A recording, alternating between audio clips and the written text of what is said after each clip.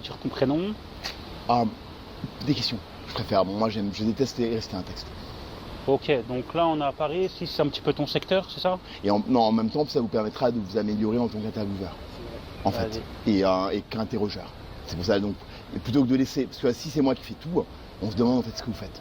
Donc allez-y, posez-moi des questions, essayez d'en trouver des bonnes, bien les poser sur un bon ton, tu vois, pour bien passer. Ok, bah on commence un petit peu avec le... Vous savez, les Français, ils sont très axés sur la forme, trouver quelque chose de plus original. Okay. Mais si on posait ces questions-là, il n'y a pas de problème. C'est un conseil, c'est tout. Donc là, c'est un petit peu ton secteur? Non, en fait, je me présente, je m'appelle Alpha Bokhari. En fait, dans le dialecte peul de mon père, du sud de la Mauritanie, celui de Fouta-Toro, c'est Bokhar. En fait, parce qu'on a voulu ramener ça en fait à Abou Bakar. Okay. Parce qu'on est musulmans. On fait souvent comme ça en fait dans le Sahel. On garde en fait des mots anciens. C'est que tu remarques les prénoms arabes. Vous remarquez que les prénoms arabes des Africains, des Sahéliens, ne sont pas comme vous. Ils ont toujours un côté un peu déformé. Justement, Mauritaniens, vous êtes un peu plus proche des Marocains, Algériens que des Sénégalais. En fait, parce que vous êtes, si je m'abuse, vous êtes dans la Ligue arabe. Hein? Vous êtes dans la Ligue arabe. Je vais t'expliquer en fait cet aspect-là. La Mauritanie, en fait, à la base, était occupée par un peu, c'est les Bafours là. Okay. Les Bafours. En fait, c'est le peuple ancestral à toutes les populations du Sahel, à l'ouest.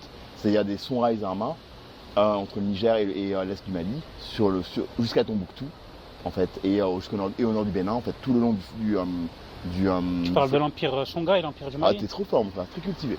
C'est le dernier de nos grands empires. Donc c'est eux qui l'ont eu à l'est, parce qu'à ce moment-là, à l'ouest, c'était moins brillant, et donc ils étaient focalisés sur l'Égypte, par rapport au commerce. Okay. Voilà pourquoi ils ont... Avant, en fait, c'était totalement à l'ouest. Donc sur le fleuve Sénégal, jusqu'à la côte atlantique. Okay, je vois. Donc entre le Sénégal, la région qu'on appelle le Wallo, au nord, en fait, c'était aussi occupé, mais pas à cet endroit-là. Et après, jusqu'à la région de Djenné, donc à l'ouest du fleuve Niger, au Mali. Ok. C'est vrai que la Mauritanie, c'est pas très connu.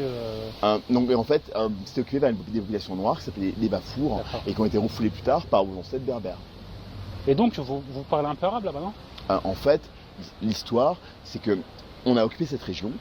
En fait, on a même eu avec le Sonrail, en fait, une colonisation entre l'Algérie et le Maroc, au nord. Vous pourrez vérifier un village, une petite région qui s'appelle Tabelbala. Mais en gros, ce que tu nous dis, c'est que tu te sens plus proche des pays comme le Sénégal et le Mali en fait, je que du Maroc et de l'Algérie. Non, mon père est peul du sud de la Mauritanie. Voilà, c'est vrai. Ma mère est sénégalaise, en fait, par sa mère, donc Wolof, en fait, et par son père, franco-irlandais. C'était métis. Voilà. Moi, donc, j'ai un peu d'européanité. Là, tu vois, je parle assez bien français, comme un français à peu près. Et sinon, je suis africain. T'es déjà y allé? Bah, je suis né là-bas. T'es né là-bas? Bien sûr, je gagne ça. Ok. Et après, t'as fait beaucoup d'allers-retours? Quasiment tous les ans. Ok. Jusqu'à mes 15-16 ans, 17, 18, 19. Et il y a eu un espace entre mes 14-15 et mes 18-19, où j'ai été pour la dernière fois. Après, je suis retourné là en 2018 pour le décès de ma mère. Pour étaler ses cendres sur la tombe de sa grand-mère. Représenter. Ça a changé, ça s'est un peu développé là-bas? Ça ne fait que pourrir, mon frère. Ça fait que pourrir, hein. Il n'y a pas d'investissement. Ça s'appauvrit en fait de plus en plus. Et à chaque fois que j'y allais, même pendant les vacances, quand j'étais enfant, j'ai remarqué que c'était plus en plus. Ouais, c'est dommage. J'ai entendu des Maliens, c'est à peu près la même. Ils me disent la même chose. Bref, ce que je vais te dire pour l'histoire de la Mauritanie, c'est qu'à la base, c'était occupé par nous. Et je te dis, le Sonrail en fait avait même un avant-poste entre l'Algérie et le Maroc, quasiment vers la Méditerranée, en fait. Et le Sonrail, l'Askia, l'empereur Sonrail, intervenait même dans les affaires des Émirats du Maghreb. Donc tu vois, on est beaucoup tombés, en fait, nous Africains. On n'est plus pareil. Mais indépendamment de ça, en fait, les Banu Hassan, descendants des Banu Hilal, qui ont arabisé le Maghreb, donc vous-même berbères, en fait, sont arrivés chez nous et ont arabisé les berbères de là-bas. Okay. En fait, il y avait deux États en fait berbères, le Brakna et le Trarza. Ça serait une vidéo super intéressante. Je suis désolé, je te coupe. Parce qu'après, on va être pris par le temps. Oui. Mais juste rapidement, que tu nous dises, t'es super cultivé sur ce sujet. Ta culture, elle vient d'où? Je suis chercheur en histoire et anthropologie et je suis autodidacte, en fait. Ok, chercheur en anthropologie? En histoire et anthropologie. En histoire, carrément? Et en anthropologie. Ok. En histoire pour les grandes civilisations. Donc, Grèce, Chine surtout, après Inde et monde arabe. T'as passé tes diplômes ici à j'ai passé une équivalence, parce que j'ai toujours été autodidacte. D'accord, à Paris? Oui, à Dépêche. Ok. C'est quoi, c'est une équivalence bac ou? Doctorat. Et en fait, j'ai bien plus, j'ai le niveau d'un chercheur. Franchement, respect. Hein. Et Mais vous êtes très cultivés, frère. C'est-à-dire le son rail, il y a beaucoup d'Africains qui ne connaissent pas. Oui, même dans les grandes lignes, mais toi, franchement, t'as réussi à même bien. l'Empire du Mali, ils ne le connaissent pas, alors que vous le connaissez tout de suite. Je crois que c'est les nouvelles générations s'intéressent un peu plus à leur culture, à leur, tu vois. Or, il y en a des bien plus âgés que vous qui ne connaissent pas. Ouais. Il y a même des Maliens qui ne connaissent pas, même la majorité d'entre eux. Vous connaissez l'Empire du Mali? Et quand tu faisais tes études, tu bossais un petit peu. Vous connaissez l'Empire du Mali? L'Empire du Mali? Ouais.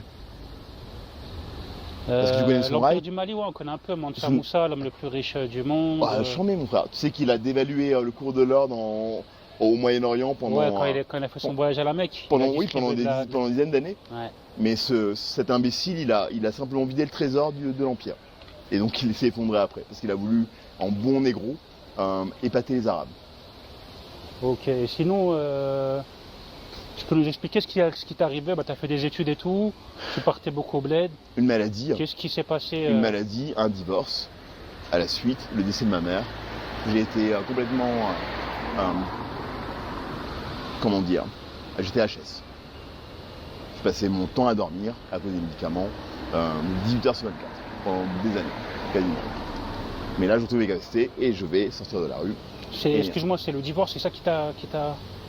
Alors ça, à la rigueur, ça a été plutôt une bénédiction. Parce qu'en fait, quand tu es avec quelqu'un pendant 15 ans, et que cette personne, à cause de ta maladie, te laisse tomber, alors que tu pensais que ça n'arriverait jamais, tu te rends compte en fait de la valeur des gens. C'est quoi, à ce moment-là, tu avais une bonne situation et après ça s'est... Non, je faisais qu'étudier. J'ai toujours fait qu'étudier et j'attends encore de sortir. Parce que j'adore étudier. Et je pense qu'on n'est jamais suffisamment savant pour se considérer savant. C'est sûr. Mais là, il serait temps que je publie. Et vous allez m'y aider. Merci. Ok. Là, je vais aller vite me trouver quelqu'un pour me donner des vêtements et ou m'en acheter si j'ai pas. Et après, je file au cybercafé. Ok. Et sinon, depuis que t'es dans la rue, tu fais à peu près comment pour te débrouiller? On sait que c'est avec la manche, mon frère. Parce que les gens aident quand même. Mais en ce moment, c'est très dur. Un peu dur, c'est sûr, là, avec... Quand tu fais 2 € en 1 heure, t'es content. Ah, j'imagine c'est pas la bonne... ouais. Et au niveau des addictions, t'as des petites... J'en ai aucune. T'en as aucune? Sauf le crack.